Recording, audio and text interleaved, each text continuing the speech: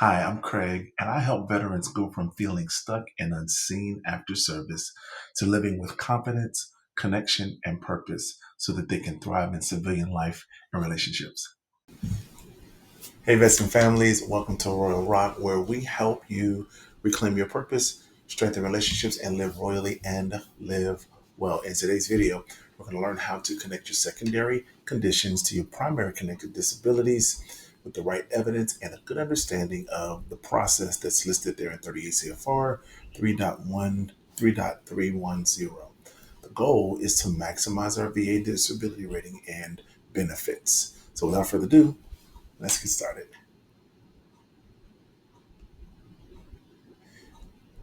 So, what is a secondary service connection? Well, a secondary service connection is governed by 38 CFR 3.310, as we stated earlier, and then it allows the VA disability benefits for conditions caused or aggravated by primary service connected disability.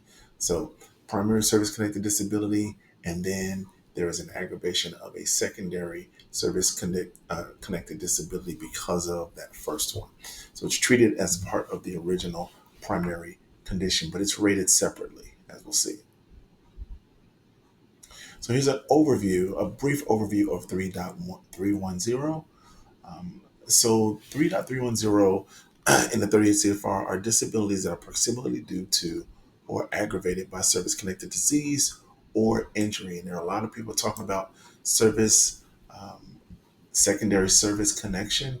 But you know what we do over here? We actually look into the specific regulations, and that's what we're going to do. 38 CFR is a specific regulation, and we're going to explore that in this video about secondary conditions. And just as a reminder, you don't have to memorize any of this. I will provide a link to 38 CFR in the description, and I'm going to provide an opportunity for you to get a free PDF claim guide that covers secondary conditions. I'll put the link in the description, and you can just record. You can just put secondary in there, and I'll send a PDF guide to you. So let's look at A. In general, except it's provided in 3.300C, disability which is proximately due to or the result of service-connected disease or injury shall be service-connected. When service connection is thus established for a secondary condition, the secondary condition shall be considered a part of the original condition. Continuing with the overview, it says aggravation of non-service connected disabilities. Any increase in severity of the non-service connected disease or injury that is proximately due to the result of service connected injury and not due to the natural progress of the non-service one, meaning, it's not just a natural degenerative arthritis, of the not service connected one or the natural sort of wear and tear. Um, will be service connected. However, the VA will not concede that a non-service connected disease was aggravated by service connected disease or injury unless the baseline level of severity of the non-service connected disease, I know this is a little confusing, or injury is established by medical evidence created before the onset of aggravation or by the earliest medical evidence created at any time between the onset of aggravation and the receipt of medical evidence establishing the current level of severity of the non-service connected disease or injury. The rating activity will determine the baseline and current levels of severity under the schedule for rating disabilities and determine the extent of aggravation by deducting the baseline level of severity as well as any increase in severity due to the natural progress of the disease from the current level. Listen, we are going to camp out here for just a moment and I'm going to explain this slide to you. Don't worry. Okay, family. I know this slide is a lot. I even had to take a deep breath and a break before I came back and dove into it. Okay, one good thing to remember about this is you have to remember that the VA wants to keep these disabilities in the same family as much as possible. So what they're saying is if there's something that you aren't service connected for, okay, they are not going to give you a compensable rating for that particular body part unless they can establish that there's medical evidence that there is deterioration of that body part and there is aggravation of that body part, right? And at the point in which they get that medical evidence, they need to determine the severity of the degradation of that body part and the medical evidence has to determine it in relation to your service connected primary issue. That's the only way that they will review it, and then they'll look at the schedule of ratings there in table in part and 30 CFR part 4, and then they'll rate it. That's all this means. It's a lot of words on there. It's a lot of words on there. And I know it seems confusing, but all they're saying is that the best way to remember this is the VA wants to keep it in the family. Okay. Keep it in the family of service connected conditions, right? Secondary needs to be connected traditionally to your primary service condition, right? In other words, don't be trying to say that, the reason why your leg hurt is because your elbow hurt or something like that, right? Or it's something that's completely unrelated to the primary condition. That's what they're trying to say, right? And if you do say that, you'll have to establish medical evidence that that condition was aggravated and the time in which it was aggravated. Okay, now we got that squared. Okay, cardiovascular disease is an example given in the 38 CFR. Ischemic heart disease or other cardiovascular disease developing in a veteran who has a service-connected amputation of one lower extremity at or above the knee, or service-connected amputations of both lower extremities at or above the knee, shall be held to the proximate result of the service-connected amputation or amputations. Proximate result. Okay, so the approximation of where it is on the knee is what they're going to be held to. For those of our brothers and sisters who have had body parts amputated and are seeking service connection for that,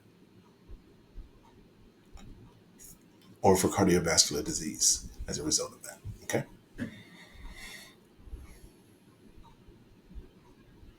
Traumatic brain injury. Here's another example that's given.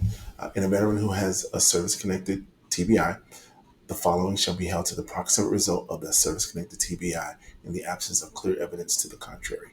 Proximate result. Okay, proximate result. Proximity to the primary condition is what they're talking about. Okay, really close. That's what we were talking about earlier, right? It has to be something that's close to the other condition. Parkinsonism, including Parkinson's disease, following moderate or severe TBI. Unprovoked seizures, following moderate or severe TBI. Dementias of the following types: presentile dementia of the Alzheimer type, frontotemporal dementia, and dementia with Lewy bodies if manifested within 15 years, following moderate or severe TBI.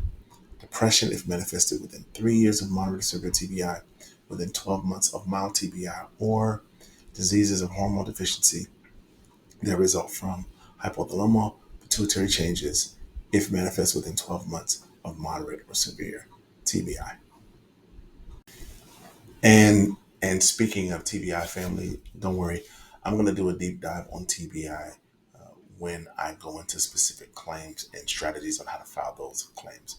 I'll do a whole thing on TBI with research to boot and everything. Okay, so again, you don't have to memorize any of this. I have a PDF that's in the wings waiting for you if you want it once this video is released. Okay.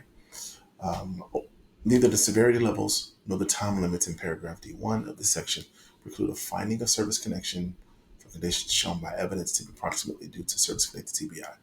If a claim does not meet the requirements of paragraph D1 with respect to the time of manifestation or the severity of TBI or both, the VA will develop and decide the claim under the generally applicable principles of service connection without regard to paragraph D1.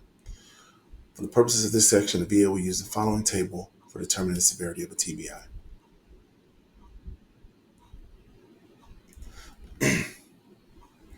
Mild, moderate, and severe. Okay, normal structural imaging, moderate, normal, or abnormal structural imaging, severe, normal, or abnormal structural imaging. That means they're going to use that for all the way across the board for mild, moderate, and severe symptoms for TBI.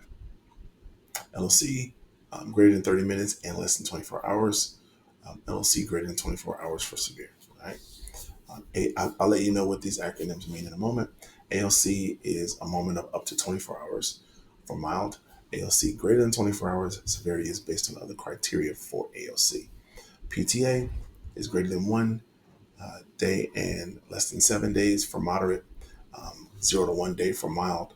Greater than 7 days for severe.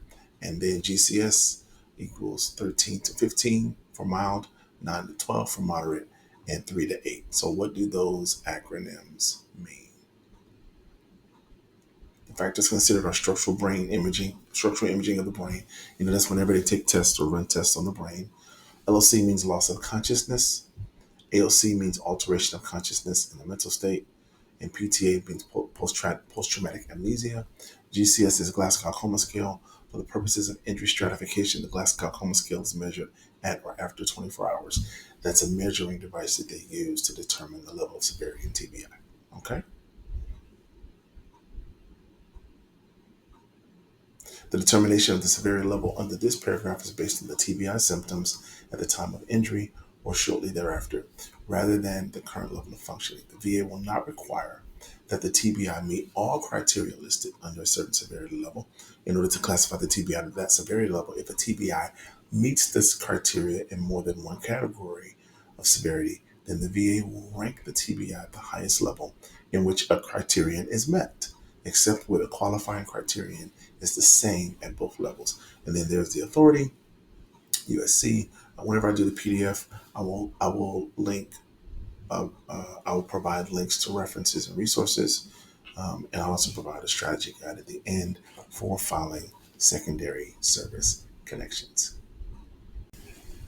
So, what's the bottom line for VA secondary disability claims under 38 CFR 3.310? Well, you're going to understand 38 CFR 3.310. This is the regulation for secondary service connection. Listen, veterans and families, don't just take everybody's word for it, right? Actually pick up some of these regulations and guidelines that are all publicly available and read through them. Understand what's happening. Understand the ratings that you're being received. Understand why they're doing examinations on you. Understand, what is secondarily caused to certain things, and do it for your health, not just so you can submit a claim and get money for it, but do it actually for your health, for the betterment and wellness of your mind, body, and spirit. Okay. The VA allows compensation for conditions caused or aggravated by service-connected disability. And some examples could be PTSD to sleep apnea or back injury to knee problems. There are two ways to qualify for secondary claims. It can be caused by a service-connected condition as a direct result of a primary disability. The example is a back injury leading to alternating knee damage, aggravated by service-connected condition, worsening of an existing issue. Okay. An example of that would be you've got hypertension and your hypertension gets worse by PTSD because of the stress levels that are involved. Okay. Makes your hypertension worse. Okay. Special secondary conditions, TBI and more. TBI-related Parkinsonism, we talked about that earlier. Unprovoked seizures, dementias, depression, and hormone deficiencies.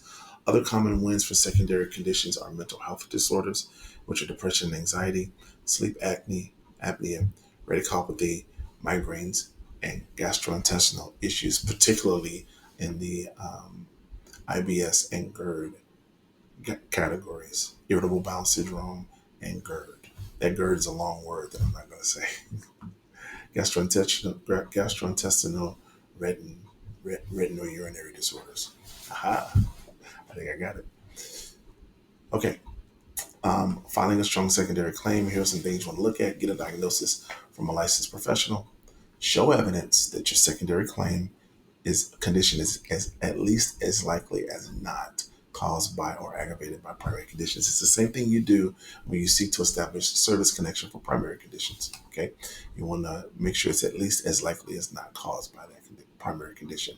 Could be via Form 2.1 TAC 526EZ. I'm not going to go into that because we did a whole video on all of the good, valuable, golden information found on that form. Submit supporting evidence, medical records, buddy statements for the VA Form 2.1 TAC 10210. All right, family. So as I close this video, which has been a joy for me to make, because again, there's been a lot of talk about secondary conditions, and I'm happy to make this video kind of outlining the regulations from the 38 CFR so that you can be overly familiar about what's going on. Conditions, okay? Here's a recap, to winning your secondary claims, right? make sure that you know your conditions. Okay, know your conditions like the back of your hand. Know your conditions specifically. All right, PTSD, sleep apnea, radicopia, migraines, GERD, IBS, TBI related issues. These are all popular conditions that are filed with the VA. Okay, approve the link. The link from strong medical evidence. Appropriate treatment and diagnosis. Again, I'm not a fan of nexus letters, but I am a fan of actually showing a nexus with the evidence that you do have in your possession. Okay, so make sure you use that. Make sure you use lay statements. Make sure you gather all the evidence that is applicable to your claim when you're filing for a secondary condition. Be thorough, guys. Identify both the primary and secondary conditions clearly on your claim, because your story does matter. Okay, your benefits matter, your healing matters, and if you have other things that are bothering you, they deserve to be looked at as well as your primary conditions. All right, thank you guys so much for watching. Thank you for liking. Thank you for subscribing to my channel. I do this out of a labor of love and my heart. I really want to help veterans get the benefits that they deserve. I want them to live lives worthy of their callings. I want them to live lives of dignity, honor, respect, love, and compassion, and protection. And I want them to live thriving lives after service. So keep reclaiming your purpose, keep living loyally, and keep living well. Thanks for watching, and I'll see you in the next video.